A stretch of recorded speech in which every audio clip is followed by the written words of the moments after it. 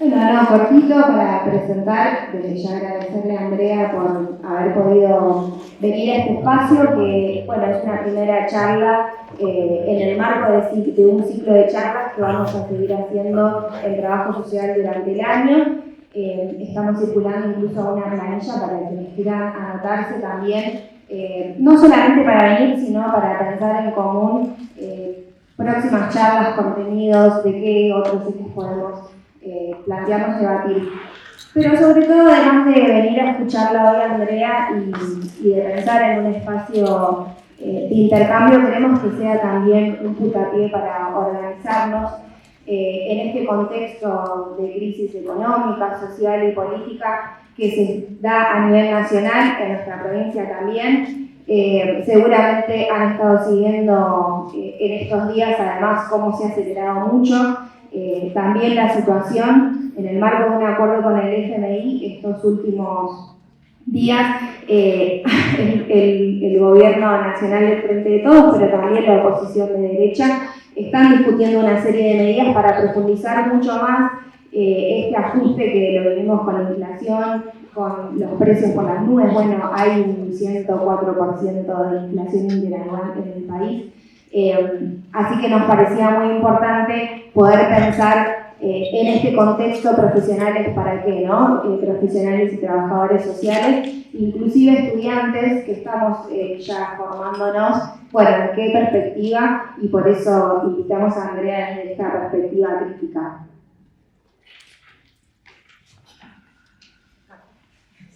Ahí, sí. Bueno, hola, yo soy Agustín Donadieu. Yo no estudio trabajo social, estudio sociología, pero también en la misma facultad de trabajo social de acá de Módulo de Neuquén, de la FADEX. Y yo soy consejero directivo por la facultad, por Enclave Roja, en el frente de izquierda, conformamos parte del nuevo espacio que Pani Rosas. Y nada, también comentarles, además, que la planilla que está circulando para seguir en contacto y seguir organizándonos, digamos, para enfrentar estas situaciones cotidianas.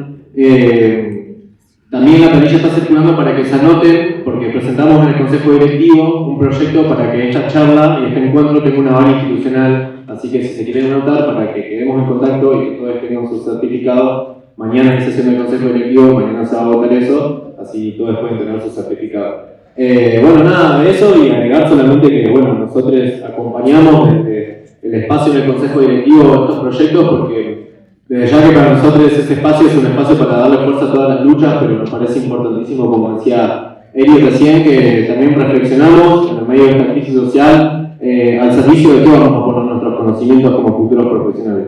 Eso y adoptar una perspectiva crítica nos parece súper necesario, así que nada más. Agregar a lo que dice el compañero en relación a que se necesita el aval, ¿no? Y se presenta y muchas veces se dan vueltas y no se da el aval. Bueno, desde el espacio, y como es un espacio de lucha, vamos a entregar igual los certificados. Yo los voy a firmar. El aval es nosotros mismos, ¿no? Bueno, primero saludarlas y saludarles a todos. Yo soy Julieta, soy trabajadora social, yo me recibí hace algunos años. Soy trabajadora de salud, trabajo en el Hospital Castro Ramón. Hay algunas compañeras también acá, compañeras de salud, compañeras del Ministerio de Desarrollo Social, compañeras también docentes de la universidad, de la carrera. Y bueno, saludar esta primera iniciativa que impulsamos como Pani Rosas dentro del Frente de Izquierda, una primera iniciativa para poner en debate la profesión para los tiempos que se viven. Y bueno, Neuquén también tiene una particularidad, que es una provincia de lucha. Una provincia en donde claramente esta perspectiva de la lucha de clases, de la que hoy va a hablar Andrea, tiene historias y gestas importantísimas en la provincia, como la que hicimos nosotras las trabajadoras de salud del año 2021, ya cortaron las frutas de vaca muerta, como han hecho nuestros compañeros obreros ceramistas también, donde también estuvimos siendo parte, como las trabajadoras de los servicios de distintos dispositivos del Ministerio de Desarrollo Social, que vienen denunciando el vaciamiento de esos dispositivos, que son los lugares en donde los futuros y las futuras profesionales, trabajadoras y trabajadores sociales, van a desarrollar su práctica profesional. Entonces está cruzado inevitablemente por distintos espacios de lucha. Vivimos en Vaca Muerta, pero también se profundiza la desigualdad, se profundizan las condiciones de vida de las mayorías, de las poblaciones más vulnerables. Entonces, nos parece que es importante dar este primer paso para poder intercambiar, para poder discutir. Y bueno, saludar y estar abiertos y abiertas a que esto tenga continuidad, que lo podamos seguir debatiendo y que podamos seguir construyendo en estos espacios que están buenos, donde nos encontramos quienes ya hemos transitado por nuestro paso en la universidad y quienes lo están haciendo ahora. Me parece que es sumamente rico. Así que saludarlos y que tengan una muy buena jornada. Bueno, presentar a Andrea, eso es importante. Andrea es doctora en trabajo social, es docente de la Universidad del Centro de la Provincia de Buenos Aires y también están sus libros allá adelante por algunos de los libros que ha publicado, por si los quieren chusmear, comprar y demás. Gracias.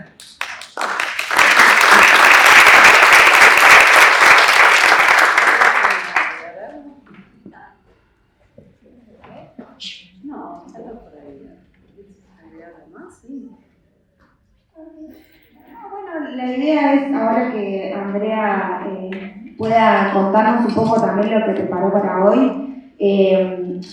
Justamente la idea es que no sea solamente un espacio expositivo, después va a haber un espacio también para preguntas, así que vayan pensando, y para poder intercambiar, ¿no?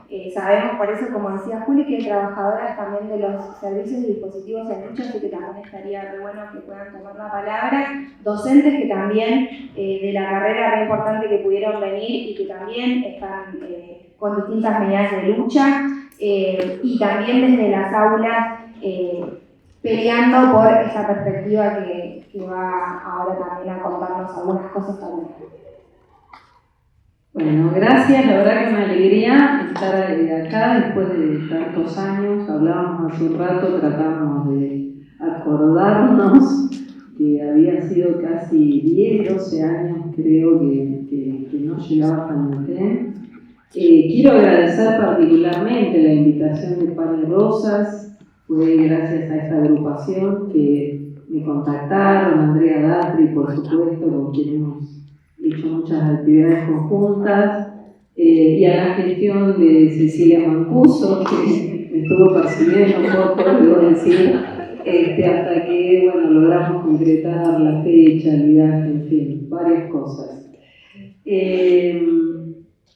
Cuando pensamos en el trabajo social y sabemos que hay, como en cualquier profesión, distintas líneas de pensamiento y distintas formas de ejercicio profesional, esto ocurre en todas las profesiones, también pensamos, bueno, ¿qué lugar ocupamos en la sociedad? Y desde hace unos años, terminando un periodo en el cual había realizado una investigación sobre la historia del trabajo social y encontraba otra historia no contada, bueno, salió esta primera publicación del libro al cual quedó la impronta de hay que plantear qué es la perspectiva de la lucha de clases de la que estamos hablando en trabajo social. Y esa perspectiva implica indudablemente, como dijo Marx, la historia es la historia de la lucha de clases, ¿no? Implica conocer la historia para posicionarse en el presente. Siempre estamos pensando desde ese punto de vista, no una cuestión de una indagación histórica por una cuestión erudita, académica, que quede ahí, ¿no? Que quede en un texto o en una tesis que termine en un cajón, sino que tiene que servir nuestra producción teórica, a quienes nos hemos dedicado a la investigación, a la producción teórica, a que tiene que servir para los posicionamientos actuales, ¿no? Cuando hablamos entonces de perspectiva de la lucha de clases, hablamos de esto.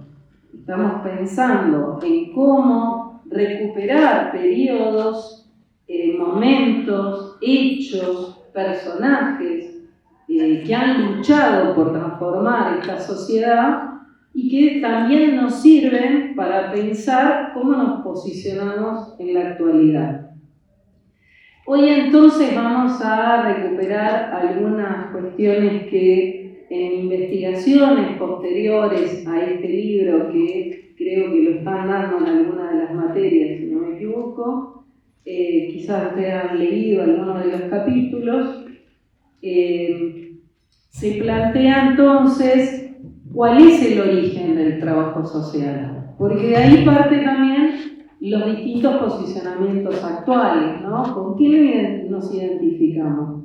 ¿Con qué tipo de trabajo social que estuvo desde el origen? Acá entonces no me voy a detener mucho en esta otra parte, sino más en lo nuevo, porque decía, creo que ya han visto algo de trabajo de lucha de clases, puntualizar en cuál ha sido el papel de las mujeres. ¿Cuál ha sido el papel de las mujeres en el origen del trabajo social? Es decir, si nosotros planteamos que el trabajo social surge en un momento determinado de la lucha de clases, ¿por qué en ese momento aparece una profesión mayoritariamente de mujeres? Acá viene también distintos posicionamientos. ¿Fue algo impuesto hacia las mujeres o fue algo conquistado por las mujeres? Entonces, en este debate, cuando vamos buscando elementos y tomamos, por supuesto, ustedes muchas veces se repite la frase, el trabajo social surge en la división social y técnica del trabajo, ¿no? ¿Lo dicen eso? ¿Lo han tomado a un final? Bueno, vamos a tratar de ver cuál es el papel de las mujeres en esa división social y técnica del trabajo.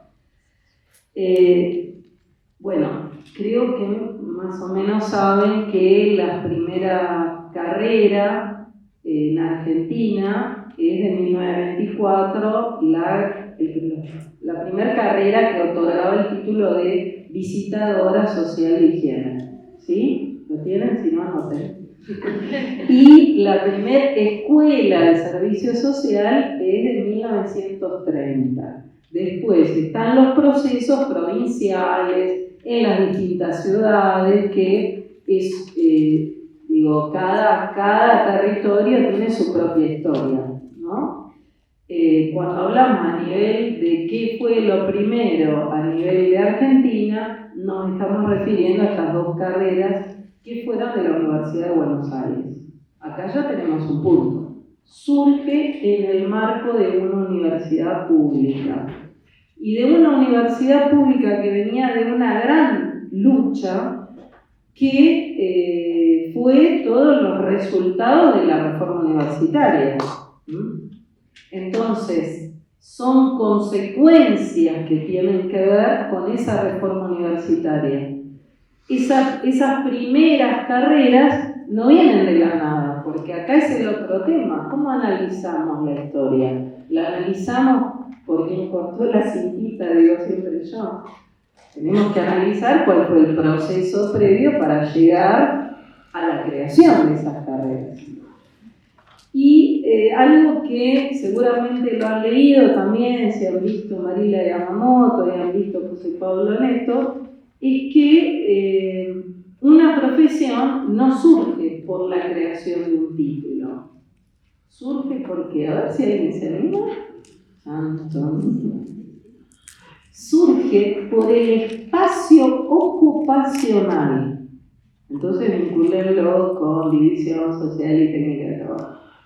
Una profesión va a surgir si hay donde desarrollarse un espacio ocupacional. No surge porque alguien se sentó y dijo vamos a crear un título. Bueno, acá son las distintas líneas de pensamiento del trabajo social.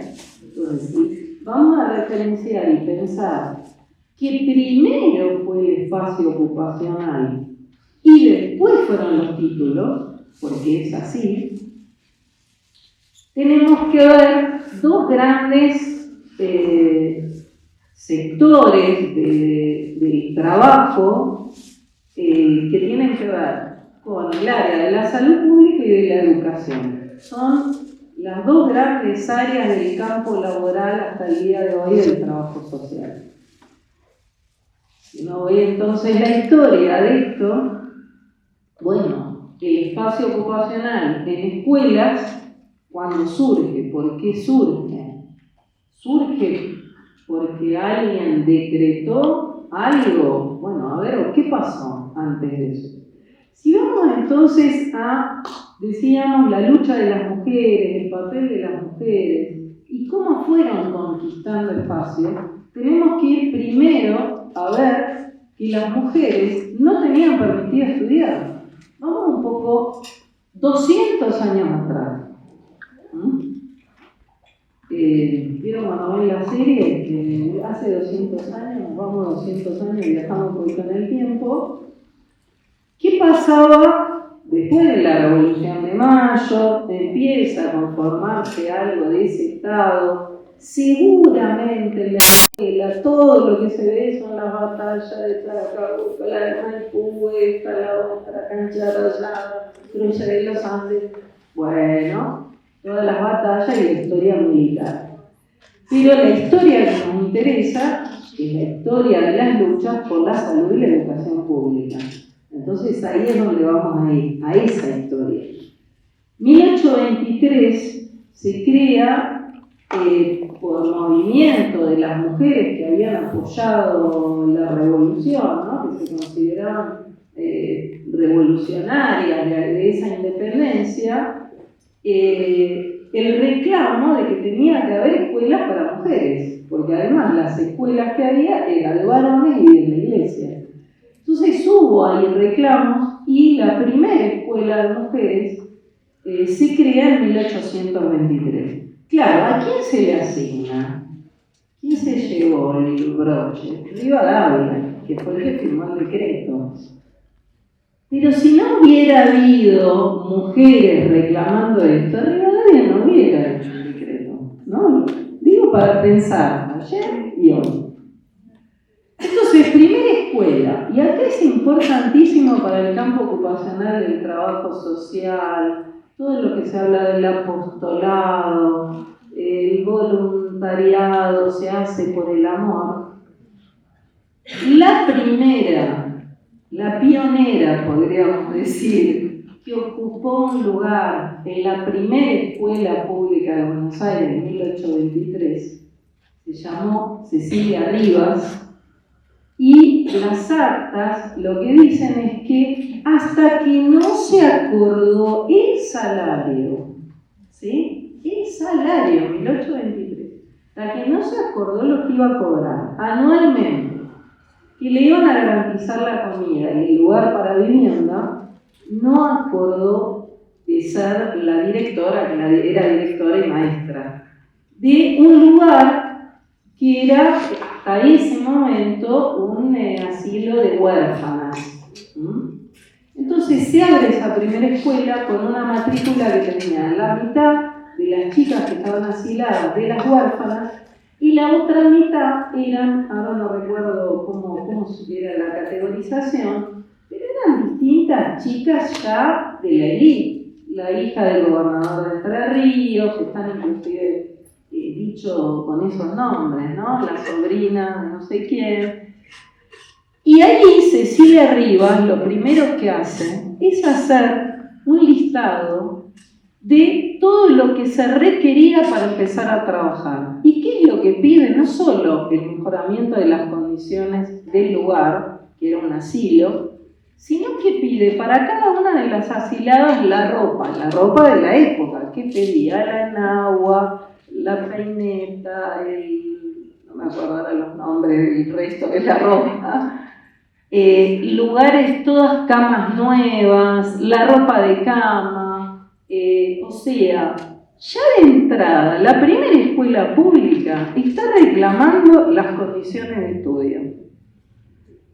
Y también agrega el tema de la comida, porque la comida también tiene que ver con condiciones de estudio. Ustedes acá tendrán reclamos, comedor universitario. Bueno, si no comemos no podemos estudiar. Entonces, la alimentación no está separada de la cuestión educativa, es parte de la cuestión educativa. La vivienda es parte también. Bueno, esa es como la lógica que nosotros tenemos en fragmentar. Si es vivienda es una cosa, si es de alimentación otra, si es de educación otra. No, es todo parte de lo mismo porque es parte de nuestra vida, de la vida cotidiana, de las necesidades que necesitamos cubrir. Entonces, desde el primer momento ya vemos que el tema del voluntariado no era una cuestión que estaba instalada, ¿sí? Al contrario, lo primero que hace la primera que designa es reclamar. Reclama individualmente, ¿no? 1823, la primera, reclama individualmente. Vamos a avanzar un poquito en el tiempo. Porque también después se pega un salto así y se dice la ley de 1884 de la educación pública, laica, y gracias a Sarmiento que tenemos, ¿no? Bueno, vamos un poquito antes de Sarmiento para ver que, por ejemplo, hubo reclamos individuales de maestras por el cobro de salario. O sea, imagínense que muchísimos otros reclamos no debe haber quedado registro. Solo de algunos quedó registro.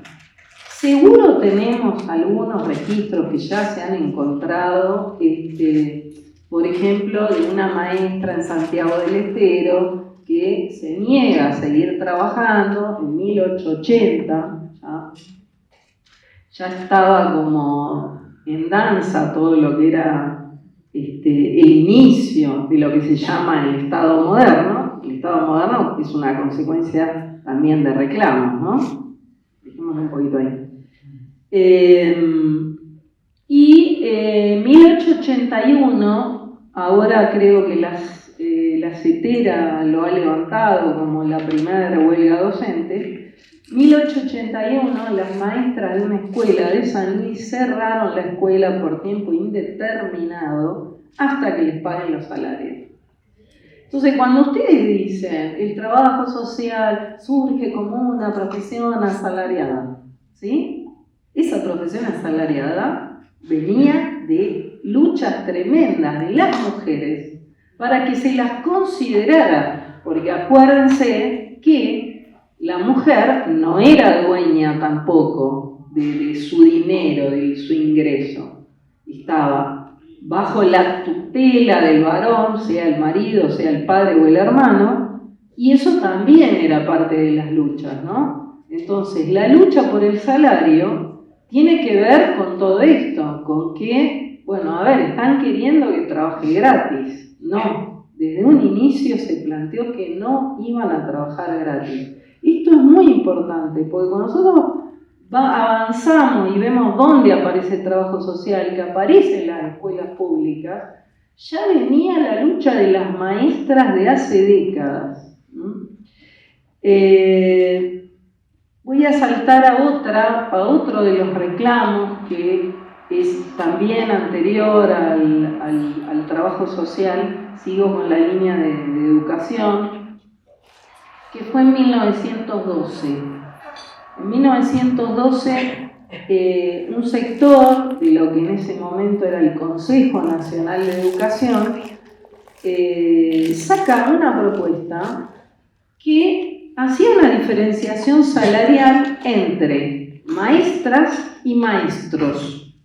Entonces decía, las maestras van a dar clase en primero, segundo y tercero. Y el salario va a ser de 10, 20 y 30.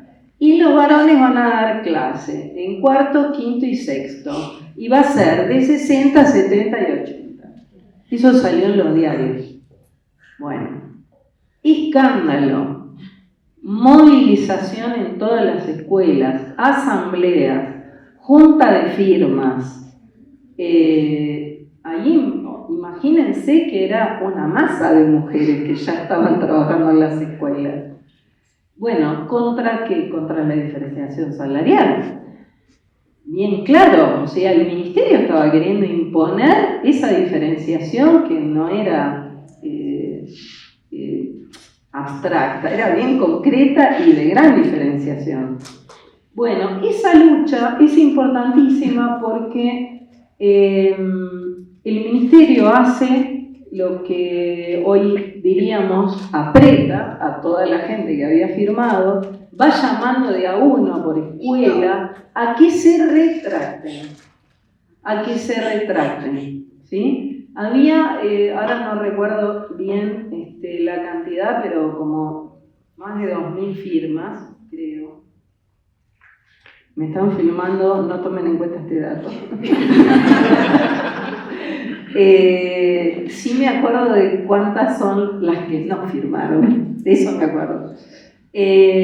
Fueron con una presión terrible, con los diarios, por supuesto, en contra, como los diarios siempre, y la prensa, ¿no? La prensa burguesa presionando contra cualquier reclamo salarial y sobre todo cuando se plantea una huelga. Porque si hay algo que molesta es la huelga. La huelga es lo que más molesta. Por eso siempre no, capaz que otra medida sería mejor, porque siempre se busca la vuelta para que no se llegue a la medida que es la que mueve el tablero. El tablero lo mueve la huelga. Eso ya lo descubrió la clase trabajadora y sigue siendo así. El no trabajo, yo no te trabajo. Eso es lo que molesta. Todo lo demás es zaraza, digo yo.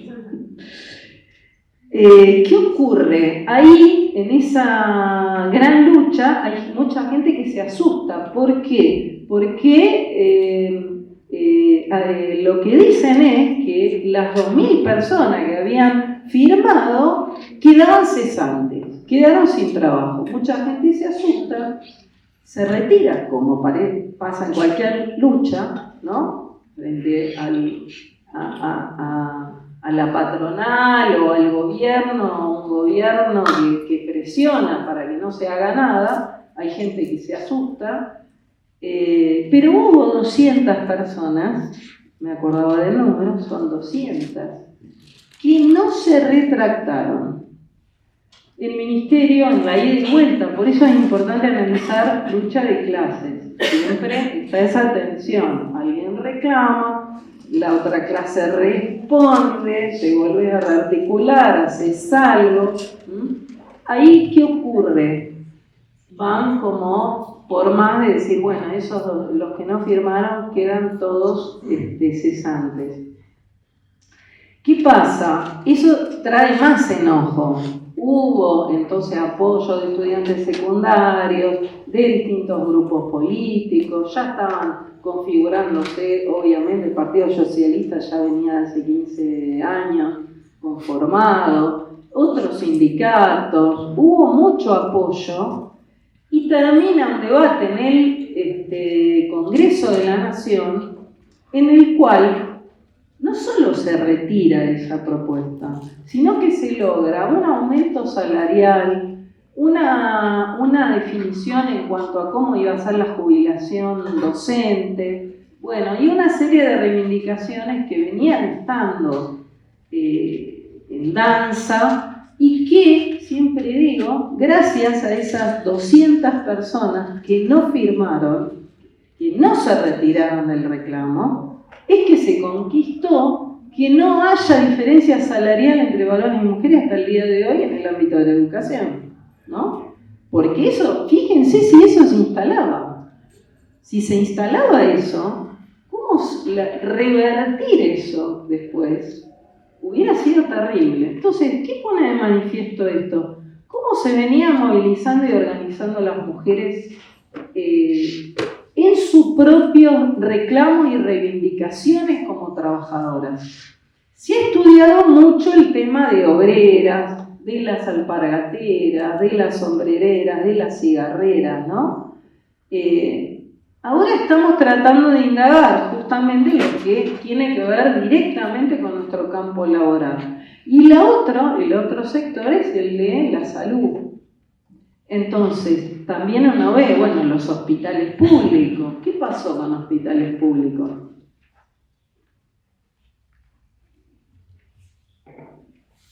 Miren, una anécdota que encontré material este verano.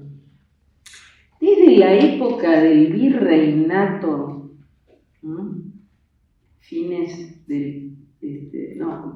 principio del siglo XIX, antes de 1810, ¿cuál era la usanza? Las asiladas eran las que trabajaban en el hospital, desde los 5, 6, 7 años. Niñas las hacían trabajar en el hospital. Bueno, hay registros, o sea, una cuestión es que esas asiladas no es con la concepción que tenemos que ahora, que cuando son mayores de edad salen de la institución. No, una vez que entraban a la institución no salían nunca más, ¿sí? Eran huérfanas. La forma que tenían de salir, ¿cuál era? La iglesia, ¿no? Eran monjas. O que decían, como algo así entre comillas, o que algún varón la rescate para casarse. Bueno, hay registros de estas mujeres asiladas que reclamaban por su condición de trabajo. Reclamaban al virrey, notas al virrey, pidiéndole días de descanso. O sea, imagínense la época, ¿no? Porque no había, o sea, a nadie se le ocurría, no estaban pensando en, como decimos hoy, condiciones de trabajo, el horario de trabajo, cuál es el contrato, el salario, no. Sin embargo, siempre hubo quien reclamó. Entonces, estas mujeres empezaron a reclamar. Hay un registro de hace 170 años, justo, 1853. Que todas las mujeres que trabajaban en el Hospital de Mujeres de Buenos Aires se retiran del trabajo, no van a trabajar. Los registros no dicen por qué. Los registros, ¿qué es lo que dicen? Que las señoras de la sociedad de beneficencia fueron a cumplir los roles de la cocinera, la enfermera, la mucama, y ponen el nombre de cada una de ellas, ¿no? De las que estaban haciendo huelga, no, obvio. Pero siempre quedan evidencias, y lo que está claro es que meses después, ¿qué aparece? Un claro presupuesto para el Hospital de Mujeres, que pedían avisos en el diario donde se necesita una mujer para que trabaje, salario, en el Hospital de Mujeres. Entonces, digo esto porque tiene que ver con toda una continuidad de los reclamos, que a veces son más solitarios, a veces son una persona, 2, 3, a veces decimos, no, uy, qué lástima que no hay más gente, no importa, hay que seguir adelante, porque así se hace la historia, ¿sí? Hay que seguir adelante, aunque seas 2, sea 1, sean 3, hay que seguir adelante. ¿Cómo siguieron ellas? ¿Cómo siguieron adelante? Las que no se retractaron, las que hicieron esta que se llamó, la denominó un historiador, la revuelta histórica en el Hospital de Mujeres. Porque revuelta histórica, porque no fueron a trabajar y la sociedad de beneficencia fue a carnerear el pato. Bueno, tenemos acá entonces estas evidencias claras que en salud y en educación, décadas de reclamo, décadas, para llegar a esto que decimos, es una profesión asalariada. No es menor decir que es una profesión asalariada, es una conquista histórica. Porque ¿qué era lo que se pretendía? Pretendían que las huérfanas, las monjas hicieran el trabajo, que fuese un trabajo voluntario, tanto el de maestras de salud como de educación. Eso se fue conquistando. Y cuando uno ve materiales o empieza a indagar más cercano ya a la creación de la profesión, ya ve que había organizaciones de mujeres que venían de la lucha por el ingreso a la universidad. O sea, hubo una lucha para que haya escuelas de mujeres. Después se crean los secundarios, las escuelas normales. Bueno, ahí empiezan toda una camada a estar buscando una salida laboral que no sea como obrera en la fábrica o de sirvienta. Hacia fines del siglo XIX, entonces, cuando es un momento de las organizaciones de lucha, de la salsa, ¿no? De las grandes huelgas, también hubo huelgas de mujeres, eso, algunas cosas están en ese libro, y aparece también toda la lucha entonces de las primeras profesionales. Las primeras profesionales, ¿quiénes estudiaron en la universidad? Primero, ¿a quién se le dio título? A las parteras, antes que a las médicas. A las parteras. ¿Saben quién? O sea, el trabajo de partera era una actividad que venían haciendo milenaria de las mujeres. ¿Qué pasa? El Estado empieza a poner restricciones, ¿no? Con todo lo que es la corporación médica, mediados del siglo XIX, el avance también del conocimiento científico, de una serie de cosas, empiezan a ponerle restricciones a quien ejerce. ¿Y a quién se les ocurrió que tenía que dar esos cursos a las parteras? Ni se lo imaginan. El médico de la policía era el que daba los cursos de parteras, que le daba el certificado para que puedan ejercer. Sin ese certificado era como una actividad ilegal, ¿no? Estaba todo el inicio de esta corporación médica está tratando de avanzar sobre otras formas de la salud, ¿no? Del cuidado de la salud. Ahí entonces la Universidad de Buenos Aires y la de Córdoba son, o sea, siglo XIX había nada más que dos universidades, ¿sí? La de Buenos Aires y la de Córdoba. Crean estos primeros cursos de parteras y son los primeros títulos universitarios, después de farmacéutica, y empieza un reclamo por querer estudiar las carreras profesionales. No había 8.000 carreras profesionales, que era abogacía y medicina. Las primeras, y esto a nivel mundial también, son médicas, tratan de hacer la carrera de medicina. Acá en Argentina, quizás conozcan quién fue la primera que tuvo título de doctora en medicina, ¿alguien se acuerda? Cecilia Grierson. Cecilia Grierson y otra mujer que no logró recibirse porque se enfermó fue Elida Paso. Elida Paso es la primera que consigue entrar a la carrera. Elida Paso era descendiente del Paso de la primera junta, ¿no? De Juan José Paso, creo que logran, por un recurso en el Poder Judicial, que nada decía que una mujer no puede estudiar. Lo daban por hecho. Entonces no había nada en la universidad que diga que la mujer no podía estudiar. Entonces ese reclamo lo hace Elida Paso, lo gana, y la dejan inscribirse. Al año siguiente se inscribe Cecilia Grierson. Y a Cecilia Grierson le exigen que tenía que saber latín. Le van poniendo trabas, ¿no? Claro, las escuelas de mujeres no enseñaban latín. Entonces se les ocurrió, vamos a pedirle latín. Bueno, Cecilia Grierson se puso a estudiar latín, aprendió, dio el examen, y logró entonces ingresar. ¿En qué año se recibe Cecilia Grierson? 1889.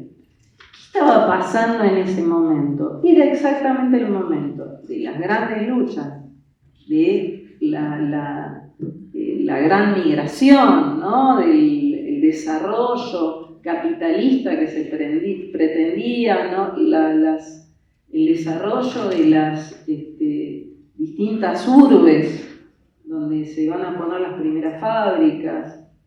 ¿Y qué estaba pasando? Todo el reclamo obrero va empujando, yo siempre digo, la primera respuesta del Estado siempre es la represión, ¿no? Pero también va empujando, cuando la represión no da resultado y se continúa con la lucha, tienen que dar algún otro tipo de respuesta.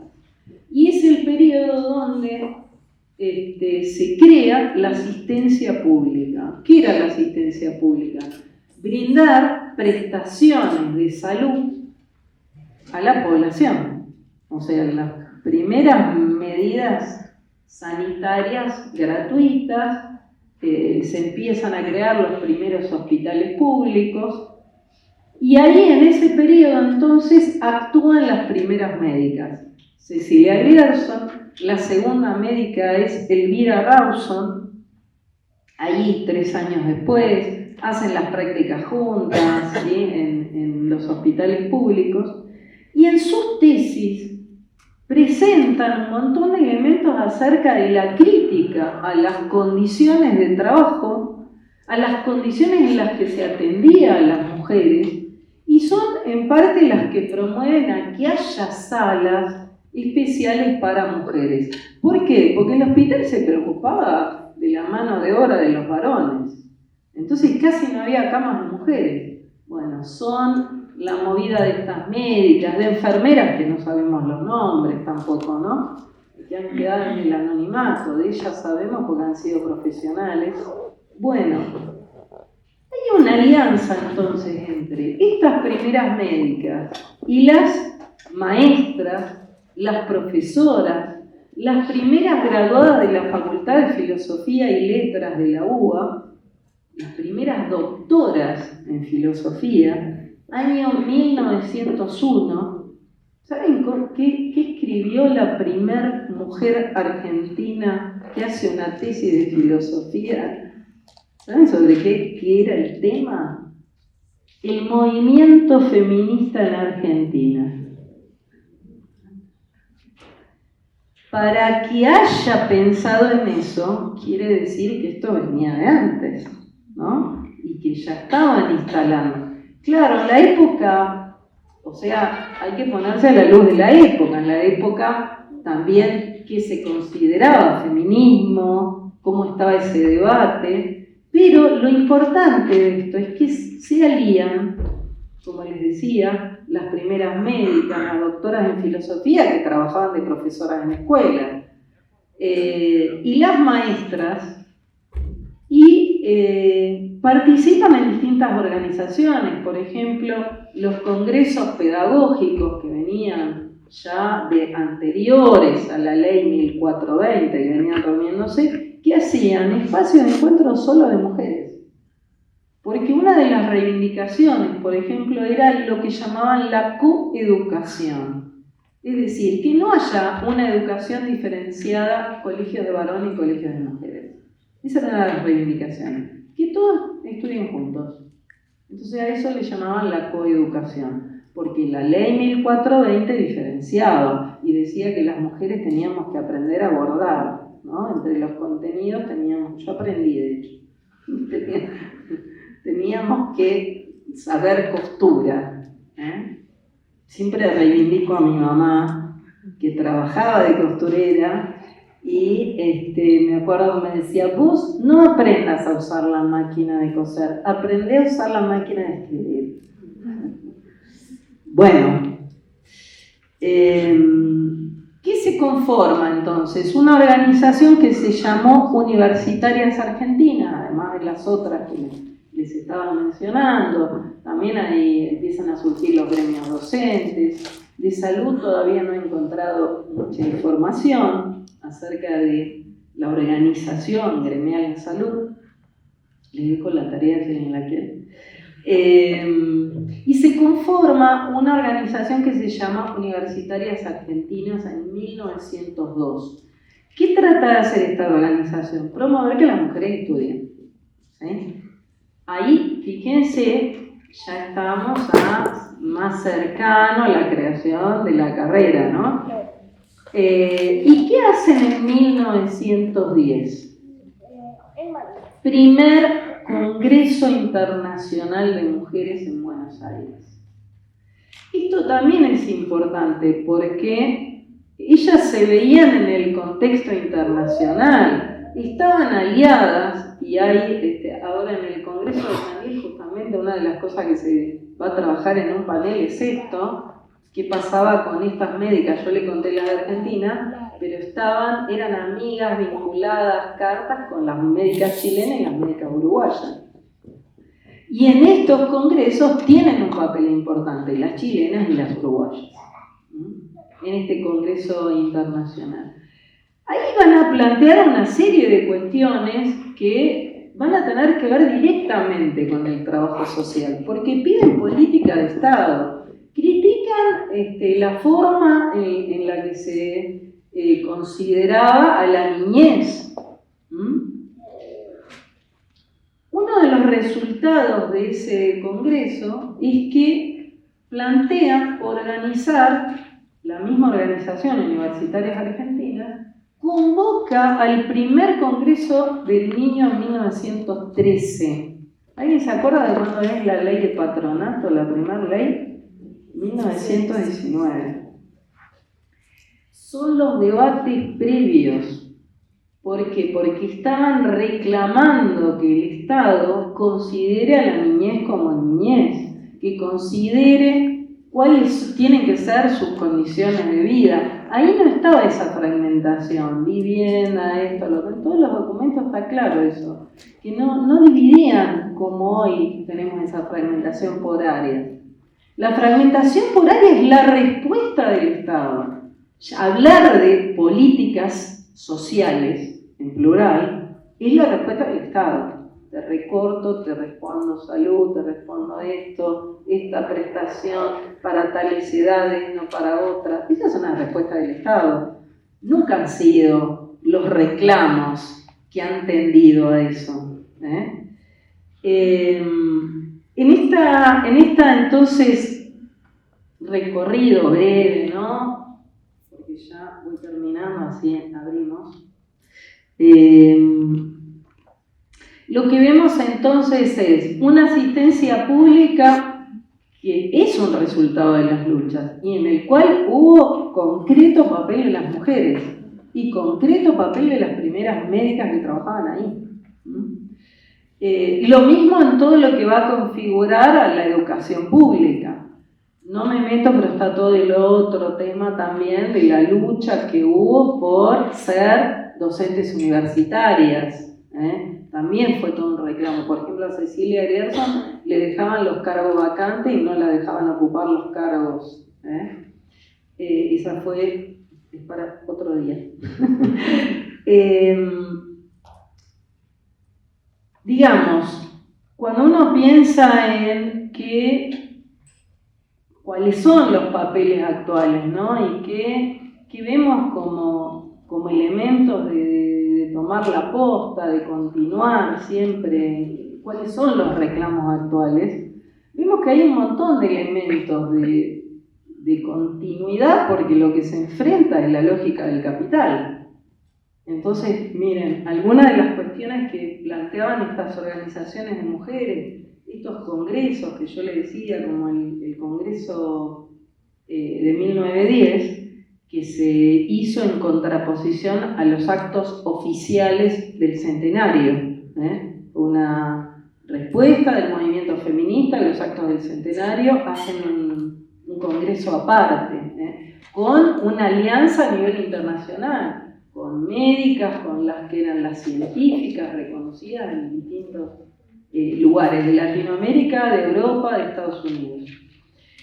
¿Qué reclamaban? El papel del Estado, critican la filantropía, critican la Iglesia, reclaman la separación del Estado y de la Iglesia. Eso aparece pero en un montón de materiales, ¿no? Consignas actuales que vienen de hace larga data. Un gran sector anticlerical, que no eran todas, pero hay un sector que claramente planteaba cuestiones de enfrentamiento hacia la Iglesia. Bueno, yo he estudiado mucho a Gabriela Lapierre de Coni, una socialista que ocupó también cargos en la... fue la primera inspectora, otra lucha, ¿no? Que las condiciones de trabajo y la inspección de los lugares donde trabajan mujeres sea realizado por mujeres. Esa fue una conquista también, en 1901. Gabriela Lapierre tenía un título de maestra de Francia y por eso también participó de todas estas organizaciones. Bueno, eran internacionalistas, también Gabriela Lapierre trató de generar una organización internacional contra las guerras. Estamos hablando de 1901, había una guerra en puerta con Chile. Ella va a Chile, trata de promover, digamos, esta cuestión que la vemos hasta hoy, ¿no? ¿A quién le convienen las guerras? El movimiento feminista siempre levantó estos reclamos por la paz, contra, digamos, todo lo que es la cuestión armamentista, y una posición de clase que se ve nítidamente, ¿no? Contra empresarios, tratando de posicionarse contra lo que decían la élite, las mujeres de la élite gobernante. Gabriela Lapierre la llamaba la aristocracia femenina, cuando, por ejemplo, no quisieron posicionarse contra la guerra con Chile. Entonces la cuestión de clase estaba instalada acá, no era que eran todas mujeres, eran todas iguales. Acá está claramente toda la movida de las mujeres que estaban empezando a vivir por su salario.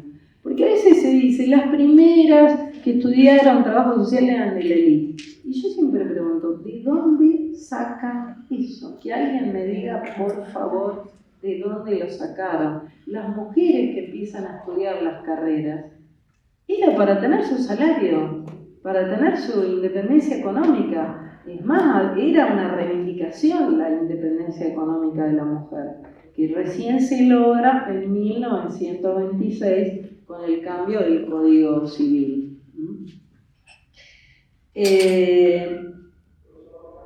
Bueno, para cerrar,